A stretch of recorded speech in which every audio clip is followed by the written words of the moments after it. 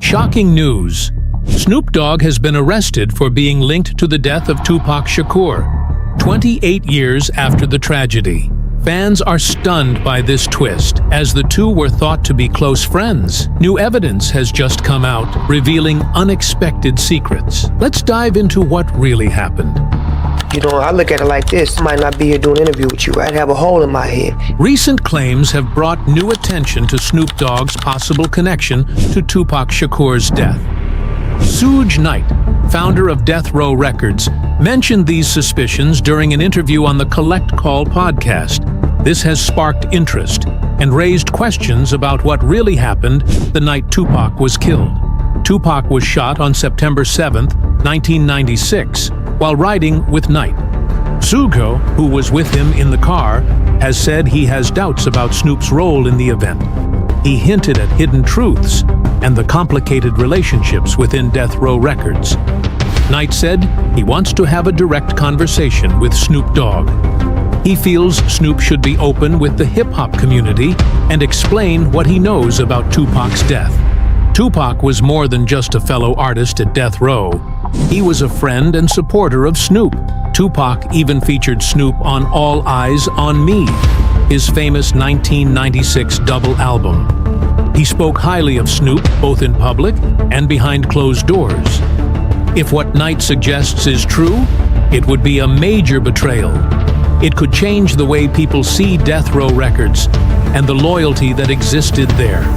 The trust and respect that artists like Tupac and Snoop shared were strong. If these new claims are real, it would shake the very foundation of those bonds. One surprising claim by Suge Knight is that Snoop Dogg may have warned fellow rapper Daz Dillinger to stay away from Las Vegas on the night Tupac was shot. Knight suggested that Snoop told Daz not to go to the fight, the club, or even Las Vegas at all, hinting that something bad was going to happen. This statement now seems suspicious to Knight.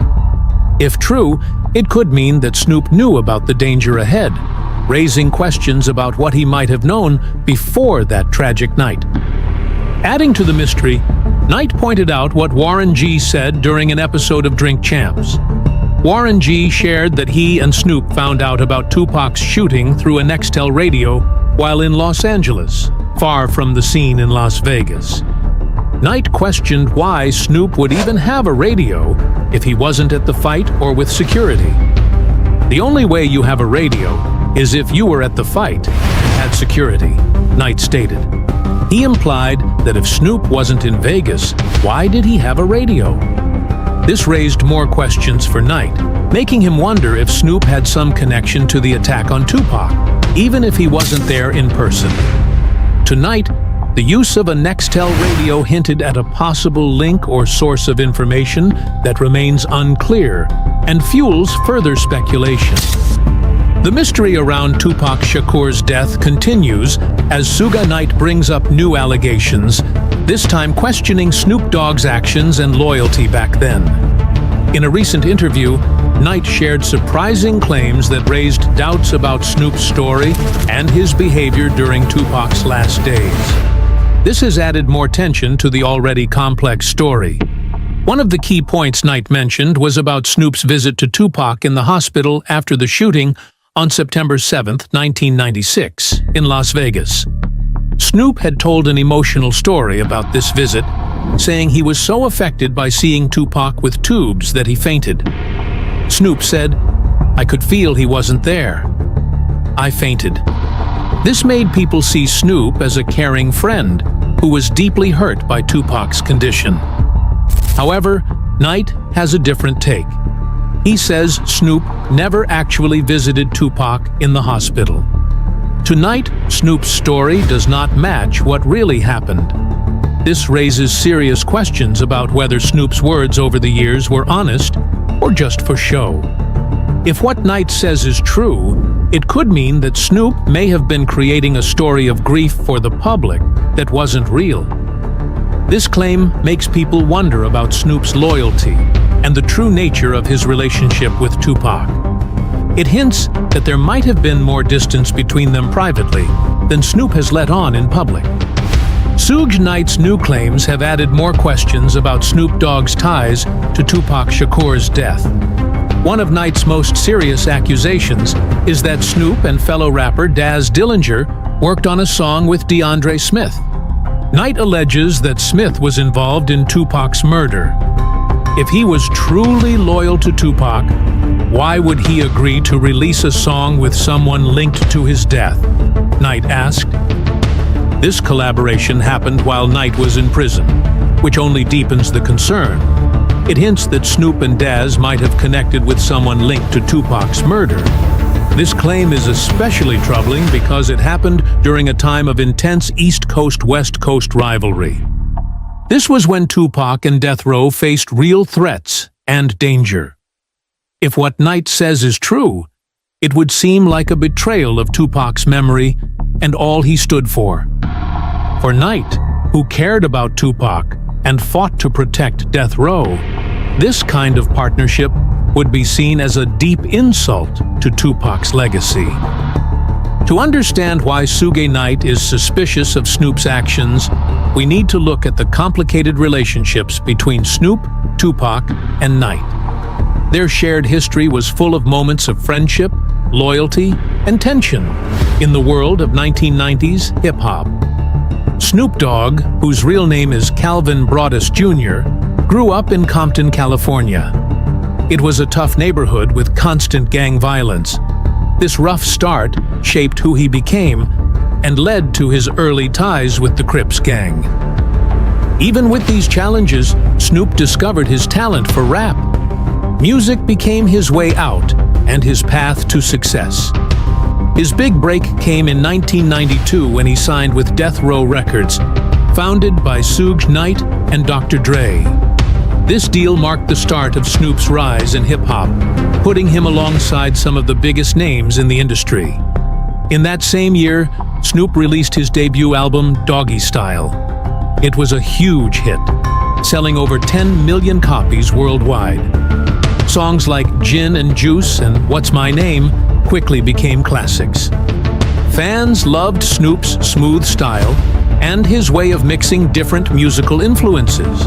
His laid-back beats and clever lyrics caught the attention of people everywhere, making him a top figure in rap. At that time, Snoop wasn't just famous.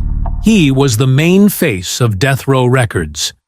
He showed off the label's bold and rebellious attitude.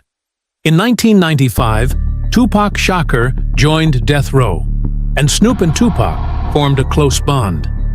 They respected each other's talent and often worked together. Tupac, known for his powerful lyrics and deep messages, saw Snoop as a true friend and partner in music.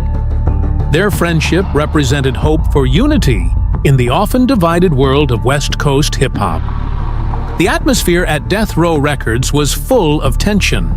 Suge Knight, who led the label, was known for his intense and often aggressive approach. He had a strong influence on the careers of both Snoop and Tupac, but his way of doing business often caused mistrust among those around him.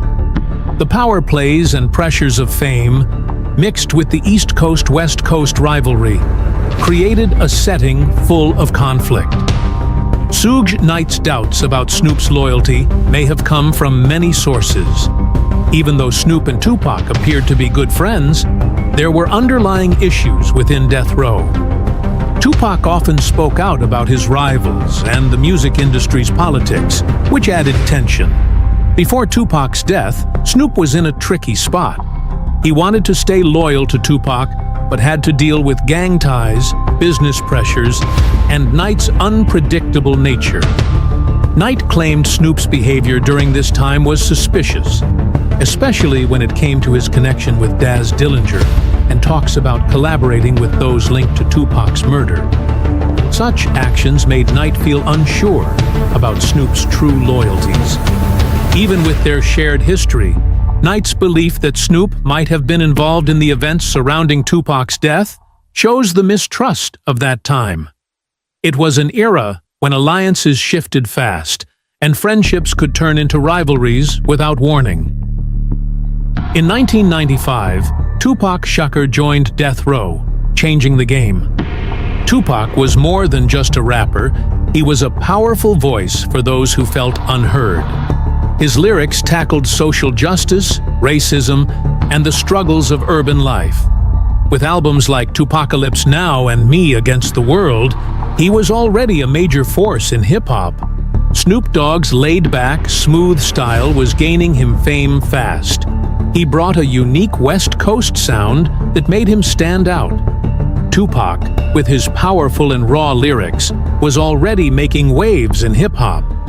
Though they had different styles, their paths to success were similar. Their meeting was bound to be legendary. This meeting happened in a Los Angeles studio where Tupac was working on his famous album, All Eyes on Me. Snoop, an important part of Death Row Records, joined Tupac in the studio. This was more than just a collaboration. It was the start of a strong musical partnership. When Snoop and Tupac got together in the studio, there was excitement in the air. These were two of the biggest stars in hip-hop, both full of energy and creativity. Their connection was instant. Tupac's lyrics were deep and fiery, speaking about hardships and injustices. Snoop's relaxed, cool flow balanced that intensity. Together, they created a mix that fans loved. While working on their music, they found out they shared more than just a love for rap. Both came from tough backgrounds, Tupac from East Harlem and Snoop from Compton. They understood each other's struggles and knew what it was like to face challenges. This shared history strengthened their bond. They knew their voices could bring attention to the problems their communities faced.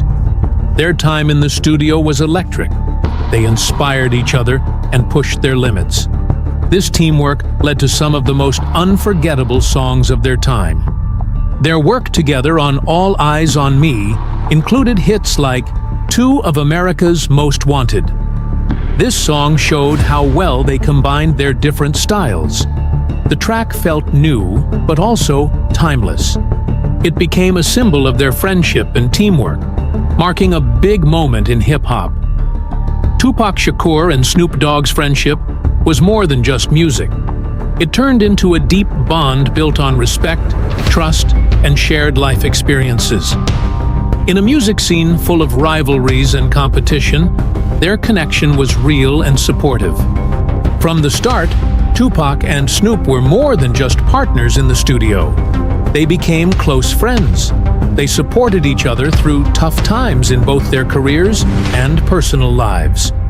Whether celebrating victories or dealing with fame's challenges, they had each other's backs. This showed that true friendship could exist in the fast-paced, chaotic world of hip-hop. Their friendship was even more special because of the 1990s hip-hop scene. It was a time full of tension, especially with the East Coast-West Coast rivalry. Many artists were caught in conflicts that put their careers and lives at risk. But Tupac and Snoop found a safe space in their friendship. It was a place where they could be honest and show their worries and hopes without fear. They stood by each other, showing what real loyalty looked like. Their friendship included shared interests that brought them closer. One of the most unexpected parts of their bond was their love for cannabis. Marijuana culture was a big part of West Coast rap, and both Tupac and Snoop embraced it. In 1993, at a rap party for the movie Poetic Justice, an unforgettable moment brought them even closer. It was then that Tupac introduced Snoop to smoking blunts for the first time. Snoop, already a rising star in hip-hop, shared in later interviews that this was his first time trying a blunt, a type of large cannabis cigar. That night, "Pac gave me my first blunt," Snoop said, remembering the moment with a smile. This simple act became a symbol of their bond and created a shared memory that strengthened their connection. As their friendship grew, so did their impact on hip-hop. Together, they became an iconic duo, shaping the music of the 1990s. Their partnership resonated with fans everywhere, from their hometowns to places far beyond the United States.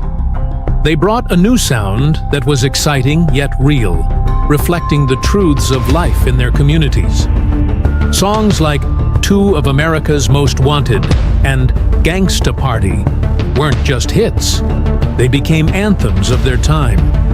These tracks highlighted the special connection between Tupac's powerful lyrics and Snoop's relaxed, smooth flow.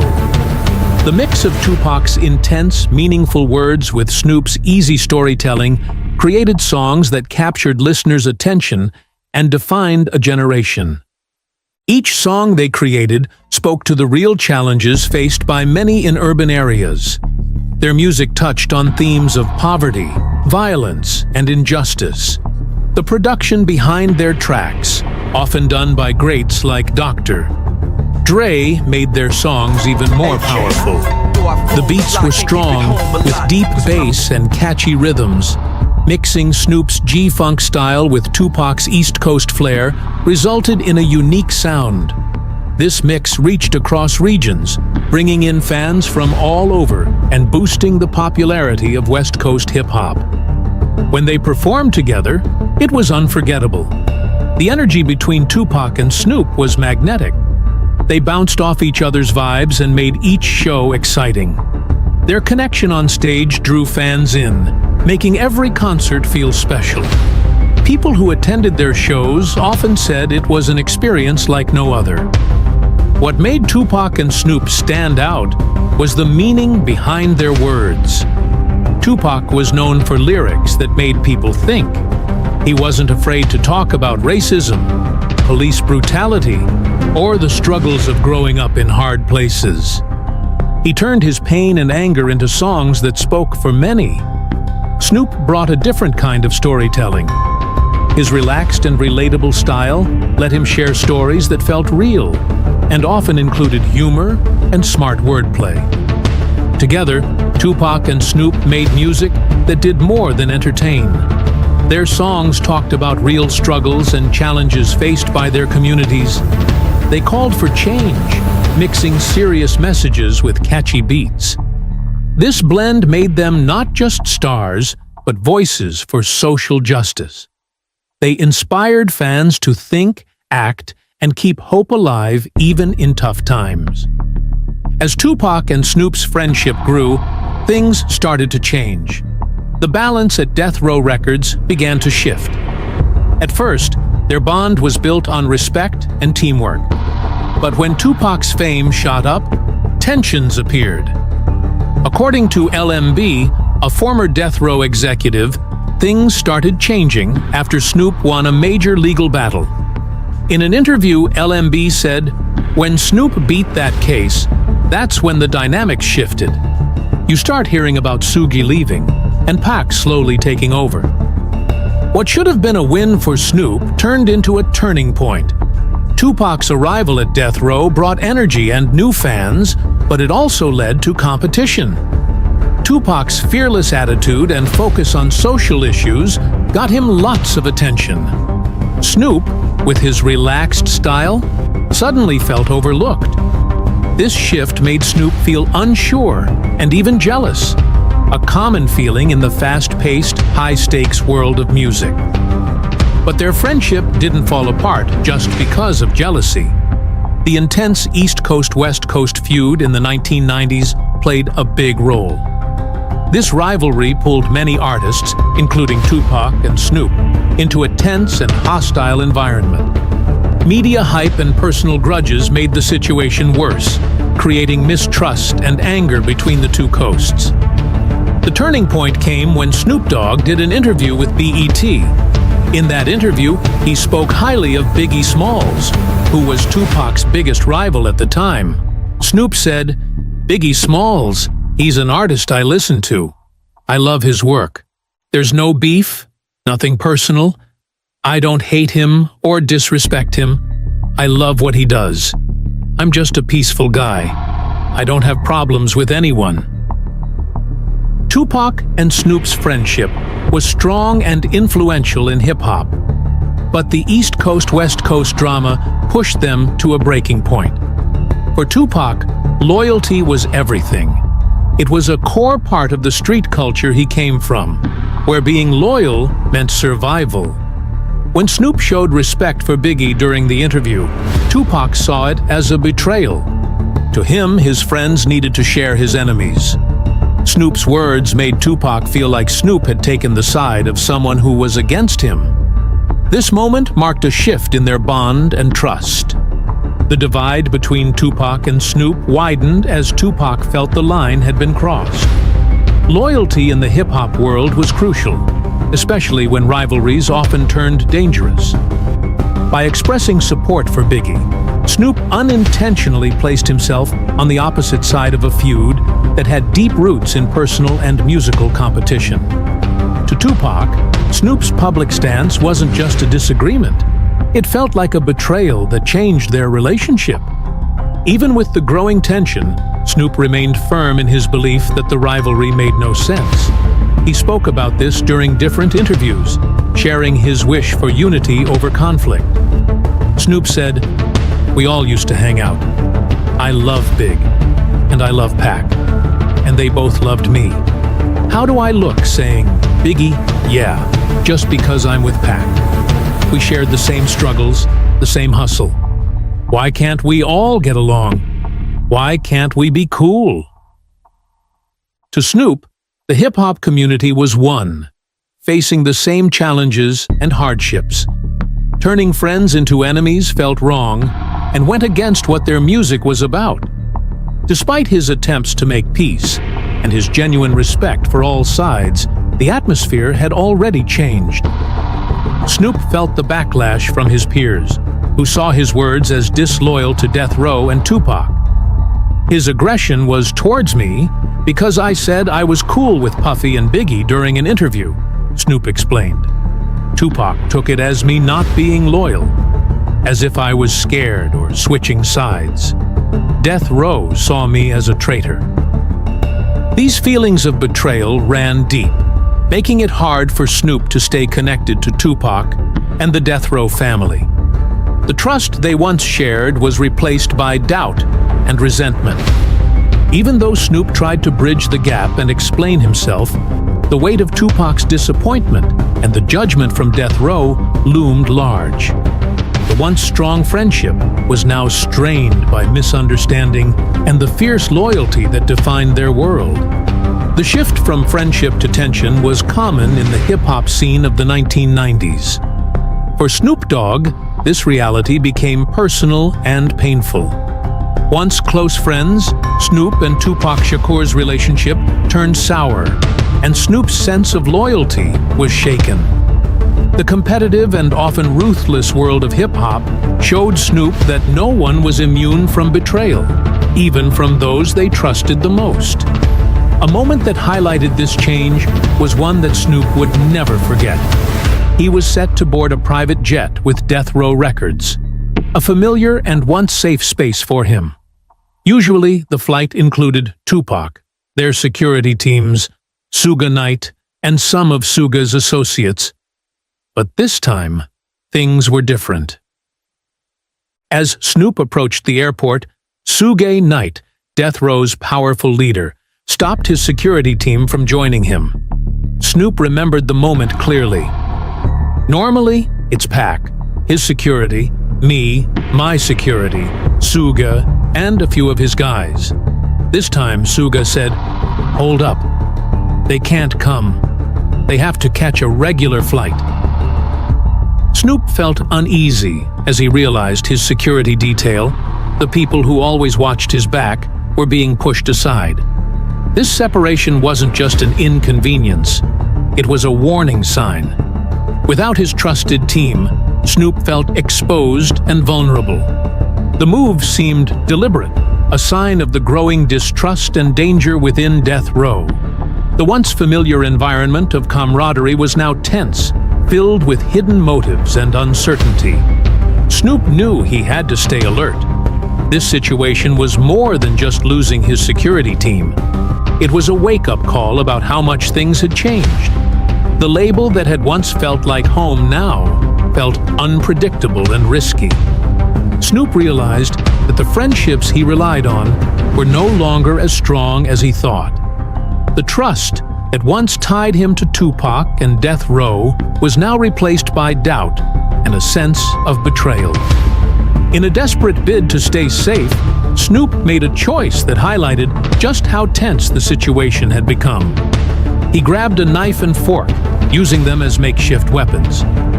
I'm like, "What's up, P? Why do they do me like this?" So I walked to the back of the plane, grabbed a blanket, and armed myself with a knife and a fork, Snoop recalled. The flight, which lasted 5 long hours, felt like an eternity. While others on the plane laughed and talked, Snoop sat quietly, clutching his utensils, alert and tense. The conversations and laughter around him felt distant and out of place, adding to his sense of isolation. He felt alone, even among familiar faces. When the plane finally landed, the cold reality set in. The rest of the crew got into their Rolls-Royces and drove away, leaving Snoop behind. There were no friendly words or gestures, just silence. This moment was a painful realization for Snoop.